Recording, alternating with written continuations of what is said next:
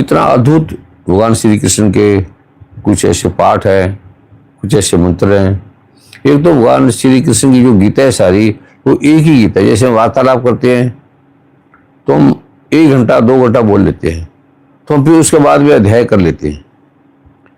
तो भगवान ने अध्याय नहीं किए, वेद व्यास जी ने हमारी सरलता के लिए, भक्ति के लिए अध्याय कर दिए। पर ये आगे पीछे 14-15 हम अपनी भक्ति भाव से लगाते हैं, बुरा नहीं है, लेकिन हम फिर उसी कोई जड़ता की तरह मान लेते हैं, समझते नहीं है। गीता को समझने के लिए, भगवान श्री कृष्ण को समझने के लिए जड़ताओं में व्यर्थ ना खोजो, चेतनता का पैमाना। क्योंकि भगवान चेतन है, महाराधा चेतन है। ये जो मास है, इसकी महिमा आप कोई गा नहीं सकता। और ये जो आज आपको दिया जा रहा है, पीछे आपने अगर इस पुरुषोत्तम मास के नहीं भी पाठ किया, नहीं भी पढ़े, नहीं भी गए गंगा में, कभी नहीं गए, तो इस एक पाठ को समझने मात्र से आपको सारे पाठों का फल मिल जाएगा, सारे एक बार में। अगर आप नहीं समझे तो 2 बार पढ़ लेना, 2 बार कर लेना, इसे 2 बार सुन लेना। इसे सुनना नहीं है, समझना है। आप तो पाठ को पढ़ लिया, जैसे डॉक्टर ने आपको मेडिसिन दी, ये पैरासीटामोल है, आप खा लो। आप पैरासीटामोल देखते नहीं, खाते हैं नहीं, पैरासीटामोल बोलते रहते हो। वो अच्छी बात तो है, लेकिन बहुत अच्छी बात नहीं है। बहुत अच्छी बात है कि आप खाओ, भगवान ने जो कहा है वो करो, भगवान ने जो कहा है वो पढ़ो ना, पढ़ने के साथ साथ करो भी। जैसे जाने बिना हो प्रतीति, बिन प्रतीत हो न प्रीति। जब तो आपने जाना ही नहीं भगवान श्री कृष्ण क्या है, भगवान श्री कृष्ण पंच तत्वों के पुतले के साथ साथ अलौकिक सर्वव्यापी सत्ता है। ये सारा ब्रह्मांड जगत भगवान श्री कृष्ण माँ राधा के अंदर है। सारा करोड़ों पृथ्वियां, चंद्रमा, सूर्य, तारे, ये सारी भगवान श्री कृष्ण माँ राधा के अंदर है। उन्होंने उत्पन्न किया है, उन्होंने बनाई है। तो इसको समझना है जो भगवान ने गीता में कहा है। गीता से मैं आपको बता रहा हूं। इसको वैज्ञानिक भगवान श्री कृष्ण ने कहा है कि मैं धर्म भी हूं और अध्यात्म भी हूं, मैं ज्ञान भी हूं और मैं विज्ञान भी हूं। तो ये भगवान ने ज्ञान, विज्ञान, अध्यात्म और धर्म की बात करी है।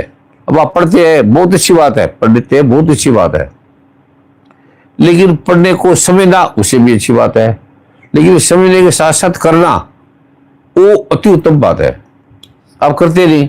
अभी प्रवचन दे देंगे, भगवान ने कहा विकारों से पार रहना, काम क्रोध से दूर रहना, तो रहेंगे कैसे ये किसी को नहीं पता। फिर पढ़ते रहेंगे काम क्रोध विकारों से दूर रहे, ये विकार है, दूर रहे, तो दूर रहे कैसे है। ये भगवान ने गीता में कहा कि तत्विधि प्राणी पातेन परिप्रसेन सेवा। तू ज्ञानी के पास जा, तत्ववेत्ता ब्रह्म ऋषि के पास जा, वो तुझे इसका ज्ञान देंगे। जैसे आपकी हार्ट की प्रॉब्लम है तो आई स्पेशलिस्ट थोड़ा उसको ठीक करेगा, कार्डियोलॉजिस्ट करेगा। ये विषय कार्डियोलॉजी का है, ब्रह्म ऋषि का है। भगवान ने गीता में पढ़ना कि जो इस तत्व को जानना चाहता है वो किसी तत्ववेत्ता के पास जाए, उससे पूछे ये क्या चीज है, मैं क्या हूं, मैं कहां रहता हूं, मैं शरीर भी हूं, शरीर में भी हूं, शरीर नहीं है भगवान, शरीर में भी हूं और चराचर जगत में भी मैं हूं। और भगवान श्री कृष्ण, मां दुर्गा, मां राधा, ये कोई 3-4 नहीं है, भगवान राम, अल्लाह, ईश्वर देव।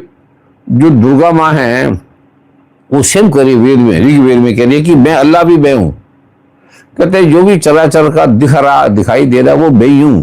जो भी दिखाई दे रहा है, सुनाई दे रहा है, ये वांग में, जो सारा वांग में है, दिखाई देने वाला, सुनने वाला, बोलने वाला, करने वाला, वो मैं ही हूं, केवल मैं ही हूं, मेरे अलावा कुछ नहीं है। एको ब्रह्म द्वितीय नास्ति। कोई तुम्हें ऐसे दिखता है, भासता है, जैसे आकाश दिखता है नीले रंग का, कहते हैं तुम्हें भासता है नहीं। तो आज का विज्ञान जो मैं आपको देने जा रहा हूं भगवान का, ये अति उत्तम, इससे ऊपर कोई भगवान का, बड़े सारी अच्छी, लेकिन ये 2 आपके लिए पर्याप्त है। इसके बिना मुक्ति नहीं होगी। भगवान ने कहा इसके बिना मुक्ति हो ही नहीं सकती, पुण्य नहीं मिल सकता। बैठ जाओ गंगा में, कर लो स्नान, वो अच्छा है, स्नान बहुत अच्छा है, लेकिन मुक्ति नहीं मिलेगी।